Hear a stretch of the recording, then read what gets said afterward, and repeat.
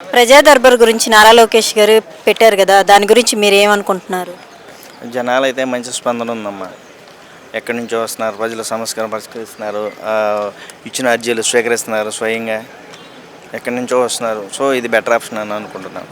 నారా లోకేష్ గారి గురించి మీ అభిప్రాయం ఏంటి? వ్యక్తిగతంగా మంచోడు, ల్యాండ్ ఆర్డర్ని టేకప్ చేస్తాడు, అన్నీ బాగా చేస్తున్నాడు, ప్రజల సమస్యలు పరిష్కారం చేస్తాడు అని అనుకుంటున్నాము. నారా లోకేష్ గారు ఒక రెడ్ బుక్ తయారు చేశారు కదా, దాని మీద మీ అభిప్రాయం అండి? అది గుడ్డి చేసినమ్మా. ఎందుకంటే అవినీతి పనులు చేసిన వాళ్ళు అది ఎవరన్నా కానీ దాన్ని ఖండిస్తానన్నారు. ఇంకా మరి అది ఎప్పుడు అమలు అవుద్దని చూస్తూ ఉన్నాం. నారా లోకేష్ గారి మీద కామెంట్ చేశారు కదా, వాళ్ళకి మీరేం చెబుతారు? కామెంట్ చేసిన వాళ్ళు అందరూ చూశారు, ఎవరికైనా ఒక్కళ్ళన్నా గెలిచారు కామెంట్ చేసిన వాళ్ళు. రోజా గారు కానీ, మళ్ళీనేమో కొడాల నాని కానీ, వల్లభనేని వంశీ కానీ ఎవరన్నా ఒక్కళ్ళు ఉన్నారు. కామెంట్ దానికి మన రాజకీయం చేయాలి తప్ప ఇట్లా వ్యక్తిగతంగా దూషించకూడదు కదా. సో అది అది మన దేవుడే చెప్పాడు. Thank you. నారా లోకేష్ గారి గురించి మీ అభిప్రాయం ఏంటండి?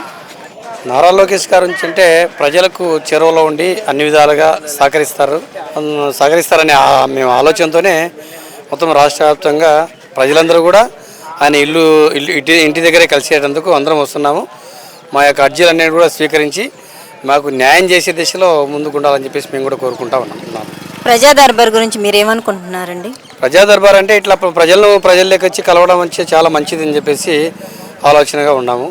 అంటే గతంలో వచ్చేసి అప్పుడు కూడా మిగతా వాళ్ళు కూడా కలిసేవాళ్ళు కానీ ఇంతగా లేదు. ప్రతి ఒక్కరికి కూడా చేరువలో అందరినీ కలిసేది కూడా మాకు చాలా సంతోషంగా ఉంది ప్రజల్లోకి వచ్చి. నారా లోకేష్ గారు రెడ్ బుక్ తయారు చేశారు కదా, వాళ్ళకి మీరేం చెప్తారు? రెడ్ బుక్ తయారు చేయడం అంటే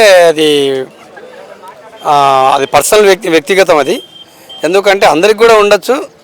ఎందుకంటే రాజకీయ పరంగా అయితే ఎటువంటికి ఎవరికి ఇబ్బంది జరగకుండా రెడ్ బుక్ అంటే వాళ్ళను ఎవరైతే ఆ సమస్యలు అట్లా చేసింటారో వాళ్ళకే ఉంటుంది, కానీ రెడ్ బుక్ అందరికీ ఏమి ఉండదు కదా. అది. Thank you. Okay, thank you madam.